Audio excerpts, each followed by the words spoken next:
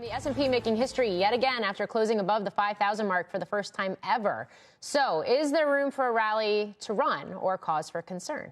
Here to weigh in on what he calls the bull market paranoia is Warren Pies, co-founder of 314 Research, to discuss. Warren, always great to have you on the show. I'm going to start right there. Paranoia, what are we talking about? Yeah, great to be here. I sense that, and it's logical, right? I sense there is a lot of paranoia out there and fear in the market, and I think there have been a lot of people who missed the rally. And we're up 19% at the end of January, at least. The S&P 500 was up 19% in 63 trading days. So that's, for people who don't count in trading days, that's one quarter. And that puts us in a top 3% kind of move. So it's been a massive move. A crazy run, and we're overbought. I mean, that's in logic tells us that the next move should be some kind of serious correction. You give a lot of those gains back, and so I'm prone to the paranoia, prone to the skepticism and pessimism, just like everybody. But so what we do is we use data to combat that, and we look at the data and study the history of overbought markets like this one. The message is really clear. It's actually a bullish phenomenon. You end up with a pullback or consolidation, and the pullback's usually pretty mild, and then you continue higher in the year following. So we've had 12 of these events, these 19% surges, as we call them, and there have been very little pullbacks in that data set. And so I think that the paranoia and the concern about an overbought market is really misplaced. You should probably flip the way you look at the world and think of this as there is a lot of demand for stocks, and there's a lot of people who want into this market. So it sounds like you think we're going to get some sort of pullback, maybe a mild one, consolidation, and when that happens, you buy.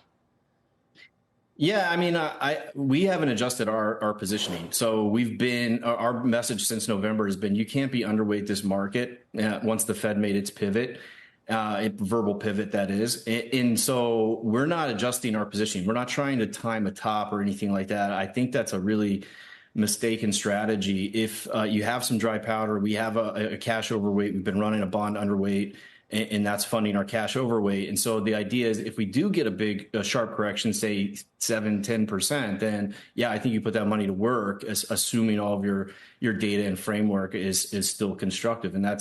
But at the end of the day, I don't really think the market's going to give you that picture perfect pullback. Honestly, I think a lot of people are underpositioned, too afraid of this market, and behind the eight ball.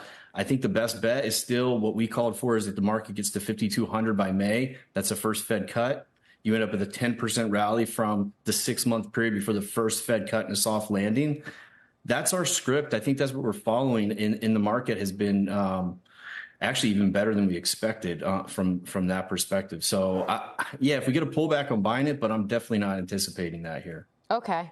Two things you said I want to parse out. The first one, we know this rally has been top heavy. We've been talking about the Magnificent Seven and the role that it's playing in the gains that we've seen. Is that where you continue to put money to work, or are we going to see this rally broaden here anytime soon?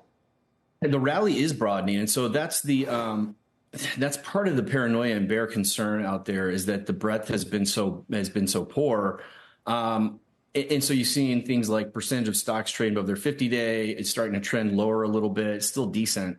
And so there, you see that as a concern. But when we control for interest rates, you're starting to see sectors like financials, sectors like industrials, sectors like healthcare, even consumer discretionary join into the tech sectors and participate in the rally. So I think you have to control for interest rates, because that's been your dominant factor in the market. How do you play that? You don't want to be underweight the Mag 7. I mean, this is just a momentum train that you don't want to miss. But our view has been a little bit nuanced. We want to be in high quality stocks within the S&P 500 and shade. If you can find those high quality stocks that are not Mag 7, that's going to be your sweet spot. We run a system. We call it our full cycle trend system. It's up over 8% this year. It stuck with the market last year and beat the market by 10% in 2022. Quality is really always the consistent factor that outperforms. I wouldn't chase cyclicals. I wouldn't chase value. Very quickly, I think you said you're underweight treasuries. Why, and what would change that? So we think fair value on the 10-year is about 4.2. So we're pondering getting back to benchmark weight on treasuries. But yeah, you have some issues like supply and ultimately, I think that the bond market has discounted a lot of the Fed cutting. On the other hand, the Fed is going to cut. So I think these kind of factors, I see a lot of bearishness calling for 5% on the 10-year, and we saw that and expected that last year and went overweight when we saw that. But I don't see the 10-year going back to 5%. I think we're going to trade in a range 4 to 4.4, let's call it, for the foreseeable future, as you fight supply versus Fed cuts, and you're at fair value now.